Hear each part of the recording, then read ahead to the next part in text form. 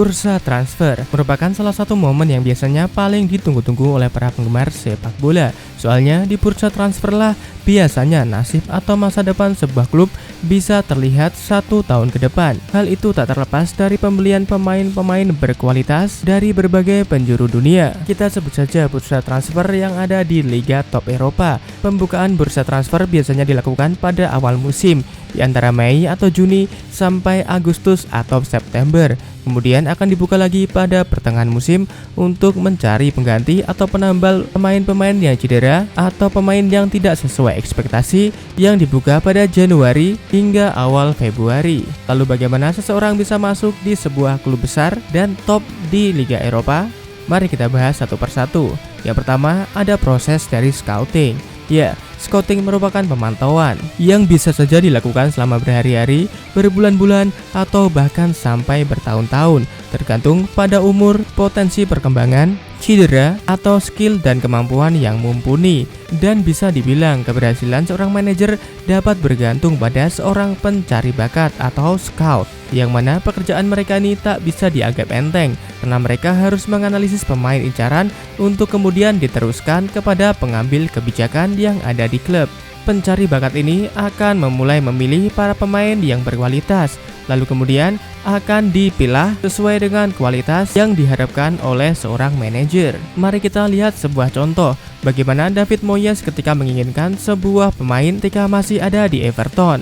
David Moyes sendiri mempunyai 10-12 orang scout untuk mencari pemain berbakat, yang mana di akhir musim dia akan menganalisis sekitar 5.000 laporan tentang sekitar 1.000 pemain yang masuk dalam kategori atau kriteria David Moyes. Kadang pemain ini tak dikenal sebelumnya, atau bahkan mereka juga mencari pemain yang sudah terkenal dan mempunyai skill yang mumpuni. Sebut saja Cristiano Ronaldo yang telah pindah ke berbagai klub, dan tentu hal itu bukan sesuatu yang sepele. Pasti ada seorang scout atau pemburu bakat di belakangnya.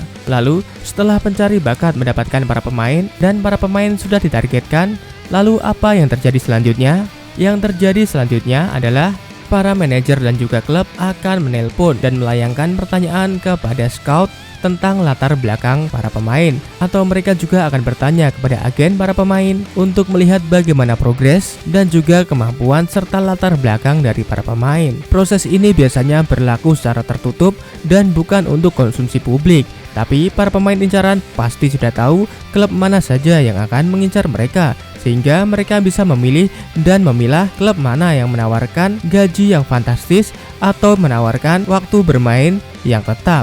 Pertanyaan yang biasanya ditanyakan kepada para agen adalah berapa biaya yang dikeluarkan untuk merekrut si pemain, lalu berapa lama sisa kontrak mereka, berapa gaji yang mereka inginkan, berapa gaji yang dia dapatkan saat ini, lalu bagaimana situasi keluarga dan pribadi mereka, dan beberapa pertanyaan lain yang mendasar terkait attitude, bagaimana latihan mereka, atau mereka sering pergi ke klub atau tidak. Namun setiap klub sepak bola memiliki struktur rekrutmen pemain yang berbeda-beda.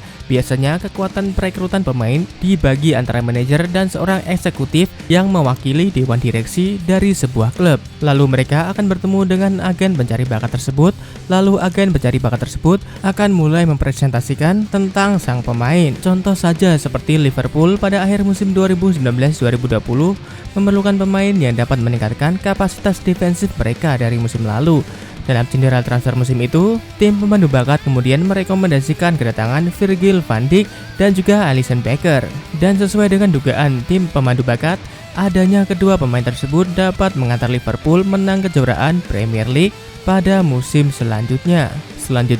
Setelah sang pemain telah diidentifikasi untuk direkrut, maka surat penawaran resmi dilayangkan ke klub asal sang pemain. Tentu saja hal ini dilakukan jika sang pemain sudah memiliki klub asal. Jika sang pemain tersebut belum pernah dikontrak oleh sebuah klub atau pemain tersebut sudah habis kontrak dengan sebuah klub, maka sebuah klub bisa langsung untuk menawarkan pemain tersebut agar mau bergabung ke klub yang menawarkan kesempatan itu. Namun jika seorang pemain sudah memiliki klub, maka proses penawaran atau bidding akan dimulai antara kedua klub. Dalam proses penawaran, biaya transfer atau transfer fee bisa didiskusikan antara kedua belah pihak.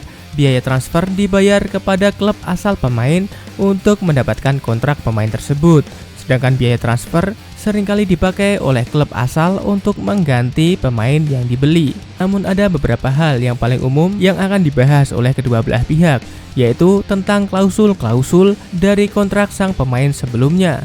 Di antaranya ada klausul add-on. Klausul ini ada di dalam kontrak pemain yang memberikan bonus kepada klub sebelumnya atas pencapaian apapun terkait kinerja sang pemain. Sebut saja contoh seperti Philippe Coutinho. Ex pemain Liverpool itu dapat memberikan pendapatan kepada ex timnya yaitu Liverpool jika ia mampu untuk membawa Barcelona lolos ke Liga Champions musim 2019-2020, dan Liverpool juga akan mendapatkan tambahan biaya lagi jika Coutinho berada dalam 100 kali starting line up Barcelona. Klausul kedua biasanya ada buyout klausul. Ya, buyout klausul ini adalah kontrak yang mampu memaksa sebuah klub untuk menerima pembelian apapun secara langsung, dan sebuah klub biasanya menetapkan harga yang sangat mahal untuk buyout klausul seorang pemain.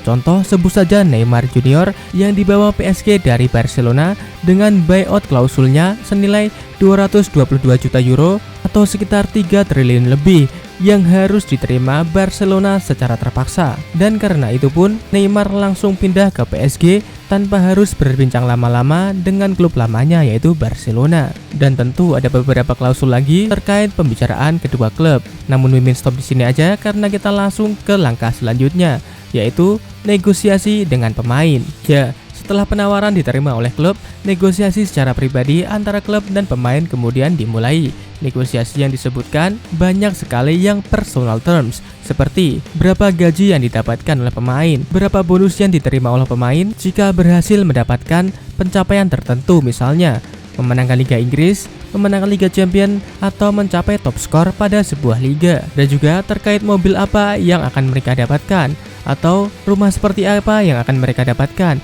tentang izin kerja, atau tentang asuransi keluarga pemain, atau tentang asuransi diri sendiri. Dan masih banyak lagi klausul yang bersifat personal. Sebut saja Luis Suarez yang dalam klausulnya tidak boleh menggigit. Apabila menggigit, maka Luis Suarez akan didenda oleh klub. Atau klausul Ronaldo di Manchester United, yang mana ia akan mendapatkan 5 juta dolar apabila Manchester United mampu memenangkan Liga Champions. Atau denda apabila seseorang tertangkap basah melakukan kekerasan ataupun pergi ke klub, ataupun peraturan yang mengikat personal lainnya.